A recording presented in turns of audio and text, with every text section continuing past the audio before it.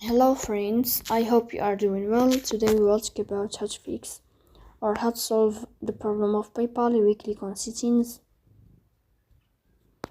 Here we click on apps, default apps, app settings.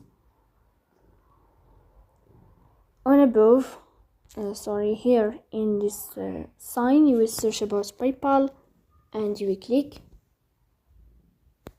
Here we go to first stop and you will click OK.